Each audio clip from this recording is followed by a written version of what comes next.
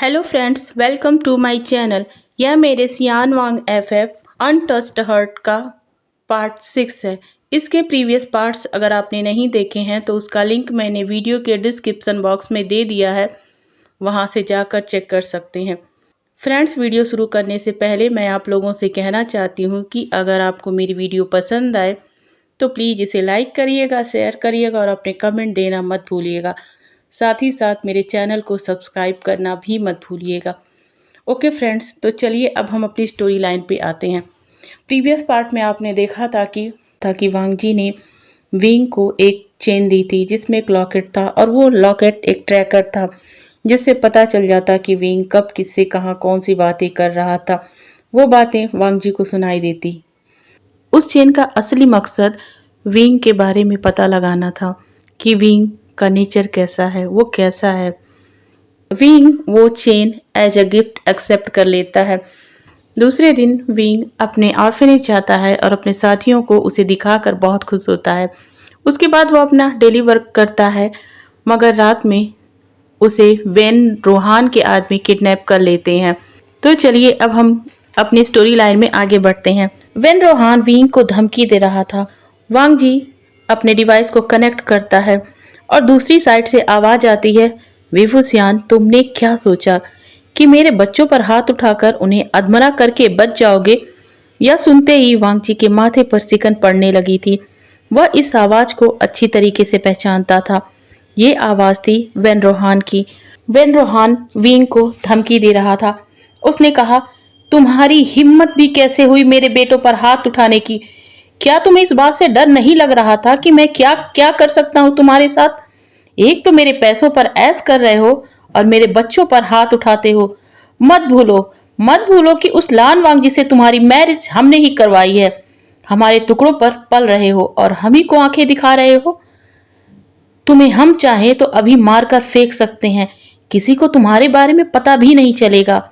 Wing, जो अब तक ये सारी बातें चुपचाप सुन रहा था, उसे अब बर्दाश्त नहीं हुआ। उसने कहा, आप कुछ ज्यादा तो नहीं बोल रहे हैं ना मिस्टर वेन रोहान? यही नाम है ना आपका? एक बात अच्छे से कान खोलकर सुन लीजिए। ना ही मैं आपके पैसों पर ऐश कर रहा हूँ और ना ही आपके टुकड़ों पर पल रहा हूँ। आप ही मेरे पास आए थे, आप ही ने मुझे किडनैप किया था, मुझे धमकी दी थी और पैसों का ऑफर भी आप ही ने दिया था। मुझे मजबूरी में एक ऐसे पर्सन से मैरिज करनी पड़ी जिसे शायद इस समय ठीक ढंग से मैरिज का मतलब भी नहीं पता होगा। पहले वो क्या था नहीं जानता हूँ मैं, और ना ही जानना चाहता हूँ। मैं अच्छे से जानता हूँ उसके साथ मेरी मैरिज आपने जरूर अपने किसी पर्सनल रीजंस की वजह से कराई है। शायद वो वजह उसकी प्रॉपर्टी हो सकती है। मुझे इस बात को जानने में कोई ज्यादा इंटरेस्ट नहीं है और ना ही दूसरों की प्रॉपर्टी पर नजर रखना मेरा काम है। तो फिर तुमने हम पर हाथ क्यों उठाया? वेन चाओ ने कहा। विंग ने गुस्से से वेन चाओ की तरफ घूरते हुए कहा, तुम चुप रहो, मैं तुम्हारे डैड से बातें कर रहा हूँ। विंग के इस खतरनाक ऑरा से वेन रोहान भी एक पल के लिए सन्न रह गया। उसने वेन चाओ को घूरा और चुप रहने को कहकर विंग की तरफ उसे खा जाने वाले अंदाज से देखते हुए कहा, तो बताओगे तुमने वो क्यों किया था? क्या तुम्हें इस बात से डर नहीं लगा कि मैं तुम्हारे ऑर्फनेज के लोगों के साथ क्या कर सकता हूँ? विंग ने हंसते हुए कहा, जो कर सकते थे उसकी धमकी तो आपने पहले ही दे दी है, मगर आप ये नहीं जानते हैं कि मैं क्या क्या कर सकता हूँ। तो अब बता दो तुम क्या क्या कर सकते हो? वेन रोहान ने मॉकिंग टोन में कहा। विंग ने कहा, ओह, बस इसी बात से पता लगा लीजिए कि जब मैं उन लोगों के लिए जिनसे मेरा कोई रिश्ता नहीं है अपने आप को खत्म कर सकता हूँ, तो लान वांगजी तो मेरा हस्बैंड है ना, उसके लिए तो मैं पूरी दुनिया को खत्म कर सकता हूँ। तो तुम हमसे लड़ना चाहते हो? वेन रोहान ने एक बार फिर विंग की तरफ घूर कर देखा। नहीं मिस्टर रोहान, ऐसा नहीं है। मैं एक साधारण सा इंसान हूँ, बहुत बड़े ख्वाब नहीं है मेरे, मगर मैं अपने साथ जुड़े लोगों को सेफ रखना चाहता हूँ। मैं चाहता हूँ कि मैं जब तक वांगजी की लाइफ में हूँ उसे कोई हर्ट ना करे, उसकी डिग्निटी के साथ कोई खिलवाड़ नहीं चाहता मैं जानता हूँ कि आप लोगों की नज़र में मेरी क्या जगह है, क्या औकात है, कितनी इज्जत है। मगर वांगजी तो मुझसे बहुत ऊपर है ना, और मैं नहीं चाहता कि मेरे रहते कोई उसके ऊपर बुरी नजर रखे, चाहे वो कोई भी हो। अगर किसी ने उससे बदतमीजी की या उसे मोलेस्ट करने की कोशिश की ना, तो मैं उसे जिंदा नहीं छोड़ूंगा, चाहे उसका कितना भी बुरा परिणाम मुझे भुगतना पड़े, चाहे मेरे साथ कुछ भी हो। ओह, तो ये बात है, क्या तुम्हें उससे प्यार हो गया है? क्या तुम अपनी असलियत भूल गए हो, वीवूसियान? वेन रोहान ने गुस्से से कहा। विंग ने स्माइल करते हुए कहा, मैं प्यार करता हूं या नहीं ये अलग बात है, मगर मैं उसकी रिस्पेक्ट करता हूं। अगर वो ठीक होता ना तो उसकी लाइफ में मैं दूर दूर तक नजर नहीं आता, जानता हूँ, और ना ही अपनी असलियत भूला हूँ। मगर आपके बेटे शायद इंसानियत ही भूल गए हैं, जो मैं कभी नहीं भूल सकता। तो आज की डील मेरी तरफ से, आप चाहे या ना चाहे, आपसे या आपसे जुड़ा कोई भी पर्सन वांगजी को हर्ट नहीं करेगा, और मैं आपके किसी भी काम में इंटरफेयर नहीं करूंगा। विंग ने डार्क गहरी आंखों से वेन चाओ की तरफ ये देखते हुए कहा था। अगर हमने ऐसा नहीं किया तो तुम क्या करोगे? वेन रोहान ने क्यूरियोसिटी से पूछा। कुछ नहीं, बस मैं पूरी दुनिया को बता दूंगा कि आपने वांगजी के मेंटल कंडीशन का फायदा उठाकर उसकी प्रॉपर्टी लेने की कोशिश की है। वीवूसियान! वेन रोहान ने चिल्लाते हुए कहा। चिल्लाइए मत मिस्टर वेन रोहान, ऐसी आवाजों को तो मैं सुन सुन कर ही बड़ा हुआ हूँ। मुझ पर इन सब बातों का ज्यादा फर्क नहीं पड़ता है। और रही बात आपकी फेवरेट धमकी, मुझे मार डालने की और मेरे ऑर्फनेज साथियों को बर्बाद कर देने की, तो इससे भी मुझे कोई फर्क नहीं पड़ेगा। अगर आपने मेरे साथ ये सब किया तो भी आप नहीं बच पाओगे, इतना तो मैं श्योर करके ही जाऊंगा। तो प्लीज बातों को आगे मत बढ़ाइए और अपने बेटों से कह दीजिए कि कोई और ढूंढ ले अपने खेलने के लिए, और वांगजी के बारे में भूल कर भी ना सोचे। वेन रोहान, जो कि गुस्से से तप रहा था, मगर किसी तरीके से खुद पर कंट्रोल करके कहता है, वीवूसियान, अब तुम यहाँ से जा सकते हो। आज के बाद मेरे बच्चे वांगजी की तरफ आंख उठाकर भी नहीं देखेंगे, यही अच्छा होगा उनके लिए। यह कहता हुआ विंग वेन चाओ और वेन जूलियो को घूरने लगता है। वेन रोहान गार्ड की तरफ इशारा करते हैं, गार्ड आते हैं और विंग की आंखों पर पट्टी बांधकर उसे वहां से ले जाते हैं। विंग के जाते ही वेन रोहान गुस्से में अपनी आसपास की चीजों को फेंकने लगते हैं।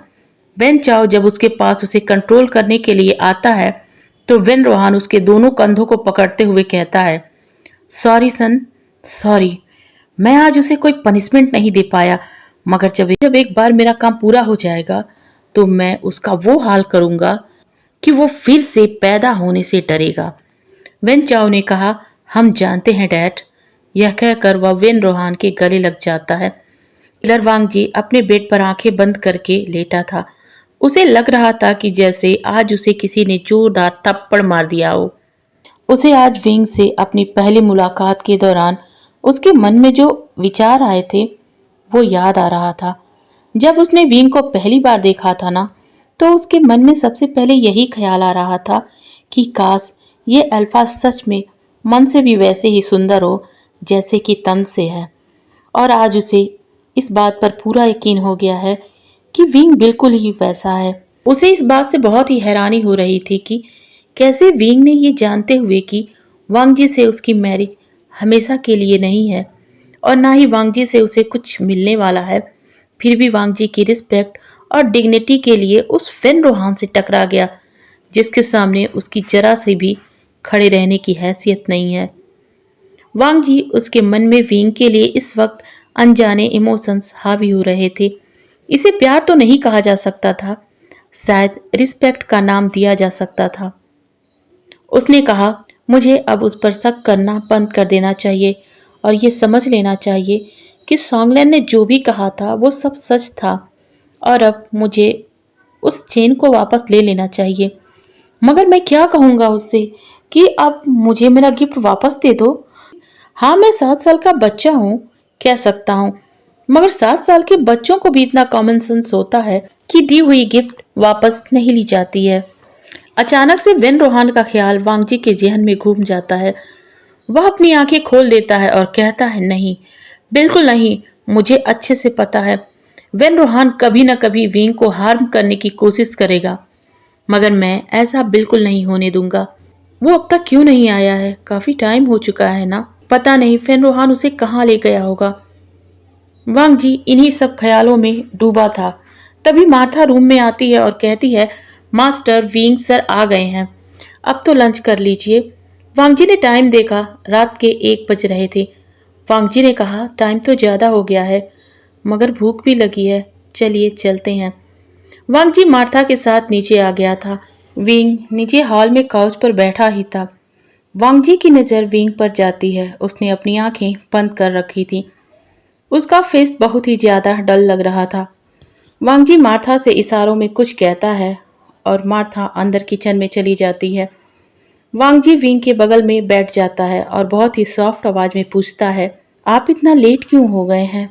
वांग जी की आवाज जैसे ही विंग के कानों में पड़ी, विंग ने अपनी आंखें झट से खोल ली। उसने वांग जी की तरफ देखा और थोड़ा परेशान होते हुए पूछा, तुम सोए नहीं अभी तक वांग जी? तुम ठीक तो हो ना? मेरे नहने पर यहाँ कोई आया तो नहीं था ना? विंग को इतना ज्यादा परेशान होते हुए देखकर वांग जी के हाथों ने न जाने कब विंग के हाथों को पकड़ लिया। उसे पता ही नहीं चला। उसने कहा, नहीं मैं ठीक हूँ और कोई नहीं आया था। आपने कहा था ना कि अब आप रात में बाहर काम नहीं करेंगे, मगर आप लेट आए हो। आज आप कहाँ थे? विंग वांग जी की इन बातों को जब सुनता है तो उसे बहुत ही अपनेपन का एहसास होता है। उसके चेहरे पर अब तक जो थकान और परेशानी दिख रही थी वह कहीं गायब हो जाती है और उसकी जगह ले लेती है एक प्यारी सी बड़ी स्माइल ने। उसने अपना हाथ वांग जी के हाथों पर से हटाया और वांग जी के बालों को ठीक करते हुए कहा, सॉरी मुझे आज बहुत सारा काम था ना, तो मैं लेट हो गया, मगर तुम्हें सो जाना चाहिए था। वांग जी जो विंग की तरफ बहुत ही प्यार से देखता है, उसने कहा, मगर आप। तभी मार्था वहां आ जाती है और कहती है, मास्टर सर चलिए मैंने डिनर लगवा दिया है। विंग मार्था की तरफ देखता हुआ कहता है, क्या वांग जी ने डिनर नहीं किया है? मार्था ने अपना सर ना में हिला दिया। विंग अब गुस्से भरी आंखों से वांग जी की तरफ देखते हुए कहता है, वांग जी तुम्हें खाना नहीं खाया क्यों? वांग जी ने थोड़ा डरने का नाटक किया और अपनी डरी हुई आवाज में कहा, मैं इंतजार कर रहा था आपका, मुझे आपके साथ ही खाना है। तुम छोटे हो ना वांग जी, तुम्हें ना इतनी देर रात तक जगना चाहिए और ना ही मेरा वेट करना चाहिए। विंग ने एक रफ आवाज में कहा, और आज के बाद से मार्था आप सुन लीजिए, अगर वांग जी लेट नाइट जगे या फिर अपना डिनर स्किप करे तो मुझे कॉल कर दीजिएगा।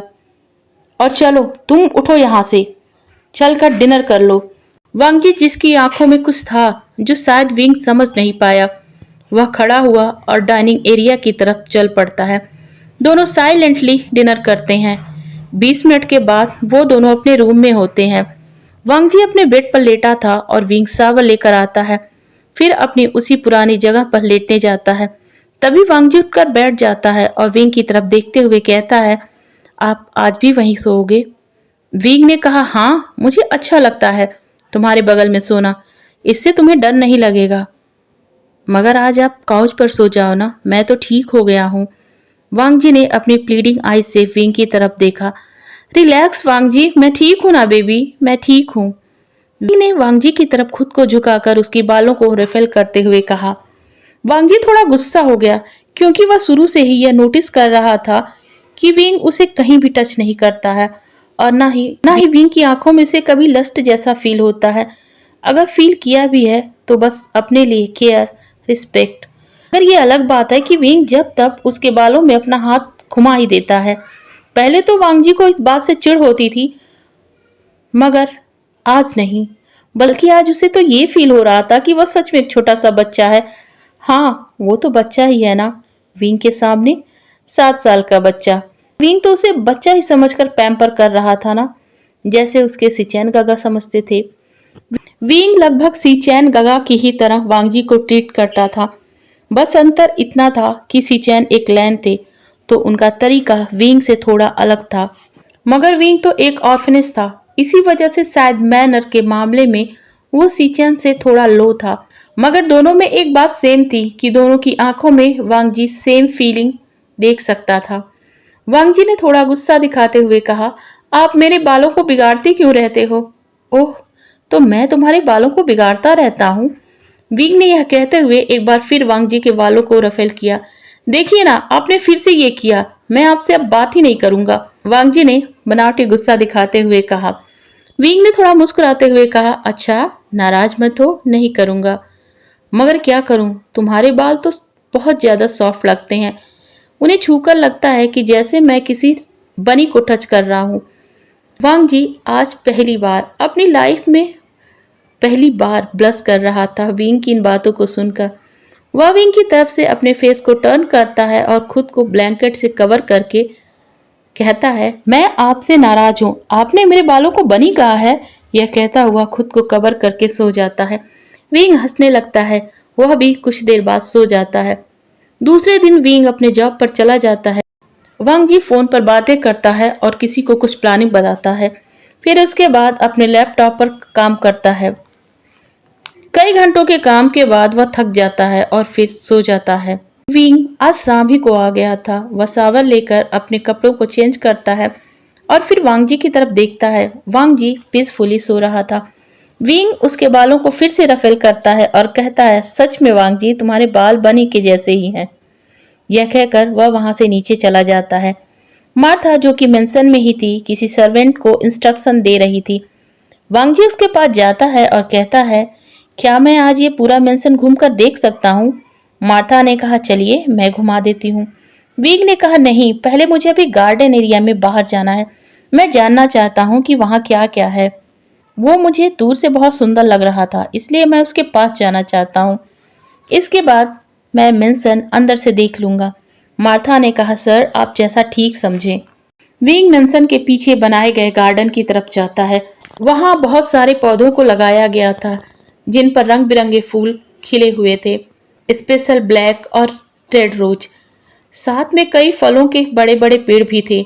शायद वो बहुत पुराने पेड़ थे, उन्हें अच्छे से सजो कर रखा गया था। झाड़ियां भी थी वहां पर। बीच में एक बड़ा सा फाउंटेन था। उसके आसपास ही कई बेंच लगे हुए थे। सब कुछ इतने अच्छे तरीके से लगाया गया था कि कोई भी उसे देखकर मेस्मराइज हो जाता। विंग भी उस जगह की खूबसूरती में खो गया था। उसे बहुत ही सुकून मिल रहा था। वह वहीं एक बेंच पर बैठ जाता है और अपनी आंखें बंद कर लेता है। इस समय वह कुछ सोच नहीं रहा था, बस खुद को एंजॉय कर रहा था। वह वहां की ताजगी को अपने अंदर फील कर रहा था। जिंदगी में वो पहली बार इस तरीके का अनुभव ले रहा था। मगर यह अनुभव ज्यादा देर तक नहीं चला, क्योंकि कुछ ही मिनटों में उसके पैरों पर कोई चीज चलती हुई महसूस हुई और ये देखकर उसकी आंख और ये फील करते ही उसकी आंखें झटके से खुल गई। उसने जब नीचे देखा तो उसके चेहरे पर एक बड़ी सी मुस्कुराहट फैल गई। उसने देखा कि ढेर सारे बनीज उसके पैरों के पास फैल गए हैं, उसके पैरों पर कूद भी रहे हैं। इतने सारे सफेद और काले बनीज को देखकर वह बहुत ही ज्यादा एक्साइटेड हो गया। उसने एक बनी को उठा लिया और उसे सहलाने लगा। उसे बनीज के साथ खेलने में बहुत मजा आ रहा था। वह अब बेंच से नीचे उतरकर वहीं घास में बैठ गया और वह पूरी तरीके से बनीज से घिरा हुआ उनसे खेल रहा था। तभी वहां पर मार्था आ गई। उसके हाथ में एक बास्केट थी, बड़ी सी बास्केट, जिसमें गाजर और दूसरे रैबिट्स फ्रूट थे। मार्था के साथ वांगजी भी था। वांगजी, जो कि विंग के रूम से निकलने के 15 मिनट बाद ही जग गया था, वह जब अपने रूम के बालकनी में आता है तो उसे विंग दिखाई पड़ रहा था, जो कि रैबिट्स के बीचों बीच एक फ्लावर की तरह लग रहा था। उसे रहा नहीं जाता है। विंग के पास उसे जाने का मन कर देता है। इसी वजह से उसने मार्था से कहा कि वह उन बनीज को फूड खिलाने खुद जाना चाहता है। मार्था ने बनीज के फूड के लिए एक बड़ी सी बास्केट प्रिपेयर कर दी और इस वक्त वांगजी और मार्था विंग के सामने थे। विंग की नजर अभी भी उन बनीज पर ही थी। वह देखता है कि वो बनीज कहीं जाने लगते हैं। जब वह उनके जाने की दिशा की तरफ देखता है तो वहां उसे वांगजी और मार्था साथ में खड़े मिलते हैं। विंग अभी खड़ा होने ही वाला था कि मार्था कहती है, सर, ये सारे मास्टर के रैबिट्स हैं। इन्हें बचपन से ही रैबिट्स पालने का बहुत शौक है। मैं इनके साथ रैबिट्स को फूड खिलाने आई थी, मगर आप यहाँ मिल गए। अगर आपको बुरा ना लगे तो क्या आप मास्टर के साथ यहाँ रुककर बनीज को खिलाने में उनकी मदद कर सकते हैं? विंग अभी हाँ बोलने ही वाला था कि मार्था ने आगे कह दिया, सर अगर आपको कुछ काम है तो मैं किसी सर्वेंट को यहाँ भेज देती हूँ। विंग ने वांग जी की तरफ देखा। वांग जी जो कि अब रैबिट्स के साथ खेलने में उन्हें खिलाने में बिजी हो गया था। विंग ने कहा आप निश्चिंत होकर जाइए, मैं वांग जी को देख लूंगा। मार्था ने छोटी सी स्माइल दी और विंग को बो किया और वांग जी की तरफ देखते हुए कहा मास्टर सर आपकी हेल्प करेंगे, मैं जा रही हूँ। वांग जी ने एक नज़र मार्था की तरफ देखा और फिर खेलने में लग गया। वांग जी के बगल में ढेर सारे फूड पड़े हुए थे और बनीस उन्हें खाने में लगे हुए थे। विंग का हाथ खाली हो गया था क्योंकि उसके हाथ में जो बनी था वह भी वांग जी की तरफ दौड़कर चला गया। विंग बड़े ध्यान से वांग जी को देख रहा था। उसे वांग जी बहुत ही ज्यादा प्यारा लग रहा था। वह गया और वांग जी के पास बैठकर उसके बालों को फिर से रफेल करने लगा। वांग जी ने विंग की तरफ देखा और फिर थोड़ा गुस्से में बोला आप ये क्या कर रहे हो। विंग ने मुस्कुराते हुए कहा मैं तुम्हारे बाल चेक कर रहा हूँ वांग जी, तुम्हारे बाल ज्यादा सॉफ्ट हैं या ये वनीज। वांग जी को विंग की बात पर बहुत ज्यादा गुस्सा आ रहा था और वह खिलाना बंद करके उठता है और विंग के बालों को बहुत ही ज्यादा बेदर्दी से बिगाड़ देता है। विंग उसे रोकने लगता है। उसने कहा ये क्या कर रहे हो, ये क्या कर रहे हो वांग जी, खराब हो जाएंगे ना, प्लीज रुको ना। सॉरी मैं तुम्हारे बालों को खराब नहीं करूंगा। विंग ये सब चिल्लाता रह जाता है मगर वांग जी पर उसका कोई असर नहीं पड़ता है। जब वांग जी सेटिस्फाइड हो जाता है तो वह दूर खड़ा होकर विंग को देखता है। विंग का बाल अब चिड़िया का घोंसला लग रहा था। वांग जी विंग की ऐसी हालत पर जोर जोर से हंसने लगता है। विंग वांग जी को पहली बार जब इस तरीके से हंसता हुआ देखता है तो उसे बहुत ज्यादा अच्छा लग रहा था। अलग सी खुशी फील हो रही थी। वांग जी जब चुप हो जाता है तो वह फिर विंग की तरफ देखता है। वह फिर से हंसना चाहता था मगर फिर खुद पर कंट्रोल करता है। वह विंग से कहता है कैसा लगा आपको, मैं भी आपके बालों को चेक कर रहा था। ओके फ्रेंड्स, तो आज का ये वीडियो मैं यहीं पर एंड करती हूँ। नेक्स्ट वीडियो में हम जल्दी मिलेंगे। Thank you.